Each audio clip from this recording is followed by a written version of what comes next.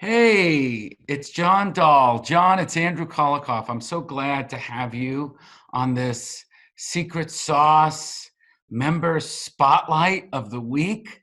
I appreciate you making time. As you know, we're still building critical mass. I wouldn't say we have mass yet in the online group. So I appreciate you coming on early. We'll have to have you on again when there is critical mass. So thank you for that. I wanted Definitely. you to join us because I consider you a special person. You're not just what your business card says. And I wanted people to have the opportunity to really get to know you a little bit, at least in this short interview, a little bit about the flavor of who John Dahl is, not just what he does for a living and why he does it for a living. Because anybody can go to a LinkedIn page or they can read your card, but they don't really understand. So what I would ask you is, the first question I'll ask you is, and you're going to say, oh boy, that's where could I go? Just go with wherever feels right. John Dahl, what's your story? My story. Well, let's see here. I grew up. I mean, it's such an open-ended question. It's a great, it's of course the Andrew Kolikoff version of, Of like, course. yeah. It's not as bad as you're the funniest person in the world. Go. No. What's your story? Um, Tell them a so little bit of something about you personally, and then a little bit of your story. Well, I have been an entrepreneur almost my entire life. I was the kid in the neighborhood that was looking for odd jobs. I was the one that watched people's houses and did dog sitting and mowed lawns and did everything to, at least try and figure out a new business venture. I actually started my first company officially when I was 18 years old. And I Wow. have been an entrepreneur, pretty much through and through ever since. Um, my first business was a spectacular failure, which was a wonderful thing. Taught me a lot. Taught me a lot about partnerships. It taught me a lot about business. It taught me a lot about life. And that led me actually into my next two business ventures. My next two business ventures ended up selling. Both of them sold together. I had a call center in Houston, Texas. I set it up with a friend of mine, and we set up this call center to do inbound and outbound telemarketing. And we had a gigantic problem on our hands, which was at the time the cost of long distance. So we looked for alternatives. We looked for different ways of solving the problem, and we came across this brand new technology called voice over IP long distance. And we stitched together the first coast-to-coast internet, first coast-to-coast voice over IP long-distance network using other people's networks, did it all through negotiation. And we did it to save money on long distance for our call center. And that VoIP long-distance network I ended up selling in August of 2001. We had a successful exit and ended up selling both companies as a combined deal. One is the marketing wing for the other. And I realized then that I probably needed to go to college because I did all of that on a high school education. And I went to college and realized I probably should continue on because I liked this education thing. And it was weird. The experiences that I had as an entrepreneur helped me learn the lessons in school a lot more, a lot from a different place, because I was coming at this from experience versus a lot of the people that I was going to school with who were somewhat green. And once I finished college, I realized I needed to get more education. So I continued on and I got my law degree and I got my MBA. Oh, he's a lawyer, folks. I am an attorney. I did my law degree and my MBA at We the same. liked you up till now. Oh, well. Okay. I did the law degree and the MBA in two separate programs at the same time. So I'm also a glutton for punishment. And I came out in one of the weirdest times for the legal industry, which was 2010. At that time, the law industry was overbooked with people, and I needed to find work. So I spent a little bit of time doing HOA law. I did some business development.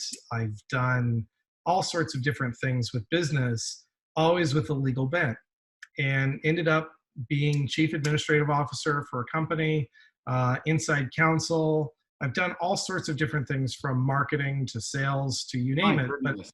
um, my background as an entrepreneur mixed with being in these positions in business development and sales and also in contract negotiation has led me to doing outside general counsel work. I have experienced business from so many different angles that my background has kind of led me to this point where I help business leaders make better business decisions because I've experienced the failures, I've experienced the successes, I've done the negotiations, I've done the sales. I've helped run companies, I've helped grow companies. I've done it all from, you know, what at the time seemed like setbacks, or at the time seemed like there were no other options. You know, I've experienced a few whiffio moments, and if you don't know what a whiffio is, it's when you're running a company and you hit that moment where you say, "We're fucked, it's over." That's a whiffio moment. I've experienced a couple of those myself, and I've managed to navigate my way through them, either positively or negatively. And I understand good and bad of business. So, Oh, let's pause there for a second because I want to talk about that. Um, First of all, for those who don't know, outside general counsel means companies that can't hire full-time in-house to have a general counsel representative, full-time legal counsel. They outsource that. You provide that on a flat fee for your clients, so they're going to pay a flat fee monthly to get a fraction, a portion of you for their business. that's correct. So you went through a lot of this. You explained in a very concise, short way, which I greatly appreciate, your business, the stairs that you climbed in with respect to your business life. But I want people to get also a little bit of flavor of you personally, because people want not just to hire an outside general counsel based on experience. They want to hire somebody and work with somebody they enjoy working with, that they see the world in a similar way, that are going to take them on a journey towards the finish line in a way that they're going to enjoy that journey rather than a miserable way, but get there, also. So I want people to get a flavor of who you are and your personality. So I'm going to first comment on it, and then I'm going to ask you another Andrew question. Okay. So John, for those who don't know, is a very joyful person. He always has a smile. He's very warm. I met him at my event a year and a half ago at the Secret Sauce Society. Big smile. He not only reached out to me, but he made every attempt not just to get to know me, but to help me. And I didn't ask for help, right? And that resonates with me because that's my story, right? I want to just, I live my life in service. I want to help people. So Mhm. immediately that made me pay very close attention to you. And what I really learned about you, for me, was I think one of the things that I'm very drawn to in people, and the people that I keep close to me in my life, is this thing called GAS, which is an acronym I use for give a shit. So I'm going to ask you, John, here's another unfair question. What do you really give a shit about? Oh, what do I give a shit about? I give a shit about other people. You know, I That's what I knew. Go ahead, keep going. when I was growing up in my life, I was adopted when I was younger, and most of my life has been perseverance. It's been about pushing forward regardless of what negative things may come. And along the way, there have always been those people that help, or always are those people that have given advice or have just been there as a shoulder or someone to listen. And those are the people that make the world go round. Well, you have And a powerful personal story. yeah, I lost my family when I was young, when I was almost In a plane crash. yep. Hmm. And that includes not only your parents, but your siblings. Yeah, I lost two sisters as well. And I was adopted by my aunt and uncle, who are my parents. I mean, that's all I've ever known as parents. But How old were you? I was 2 weeks shy of 2 years old. Wow. But that And shaped a lot of who you are.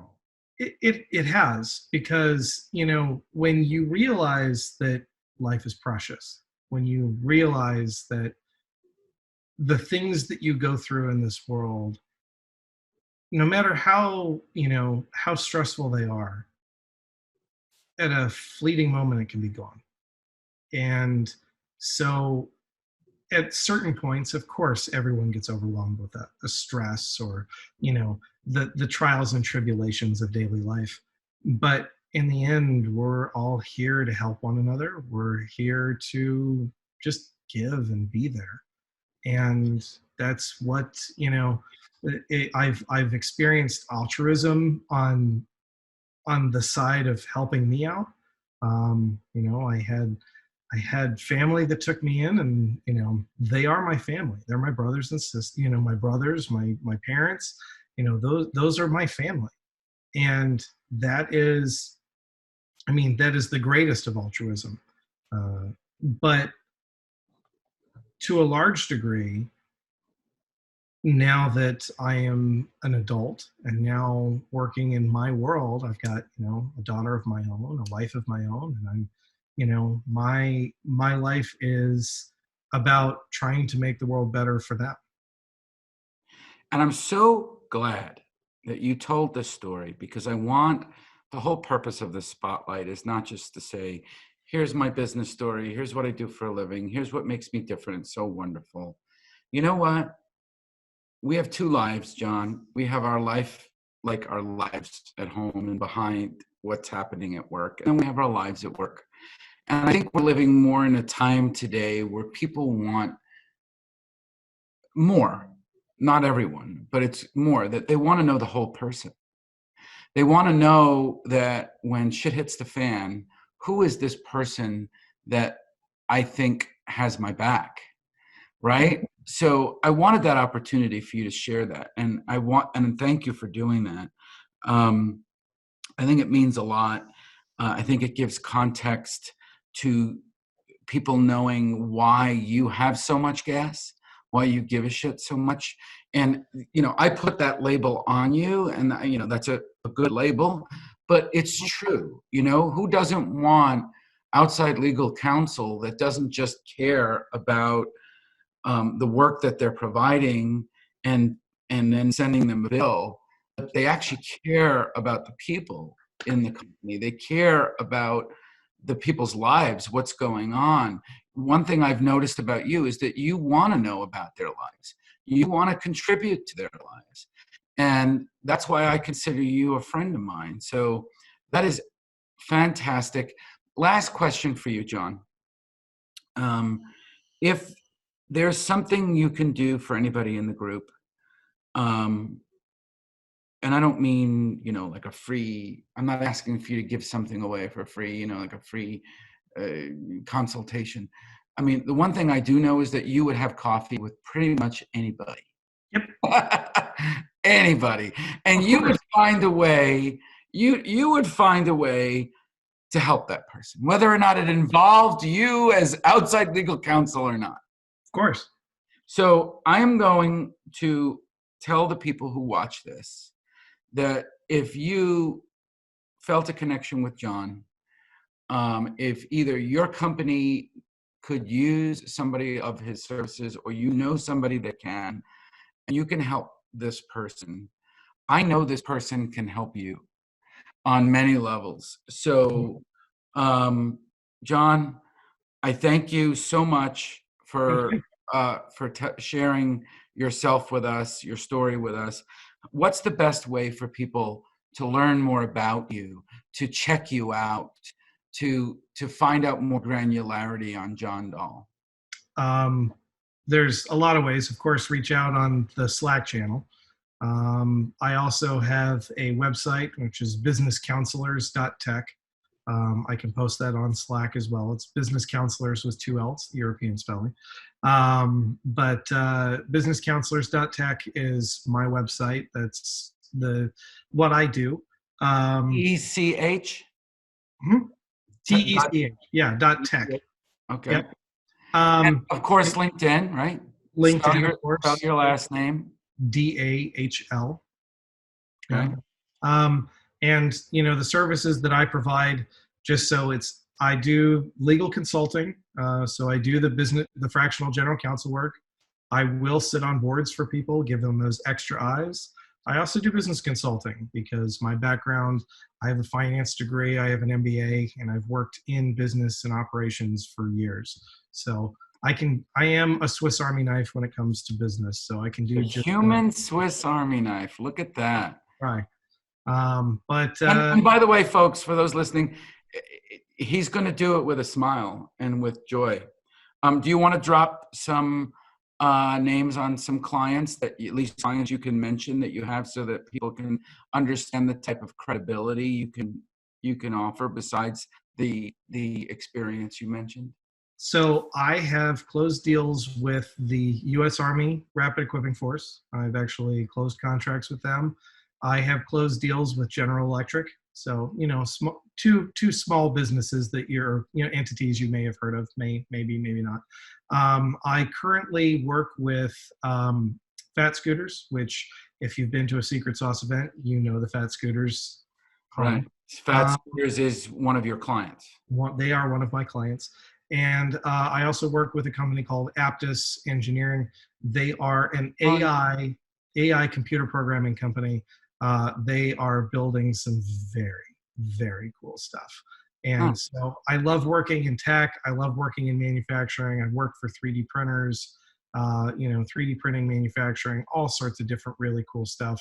I like companies that are out to innovate and change the world because I like helping innovate and change either the practice of law or the world in general. I also work with Oksana. I don't know if you're familiar with Beth and her work, but Oksana is trying to change the way that legal services are consumed, and I'm an attorney using their platform. That's fabulous. John, thank you for making time. I appreciate you sharing openly. It means a lot. And listen, folks, it's all about relationships. There's two forms of currency in this world, money and relationships. And the most important form of currency is actually relationships, because God forbid, when we're on our deathbed and we're sick and dying, we're not thinking of some transaction or some deal we made. We're thinking of the people that mattered most, the moments we shared with those people.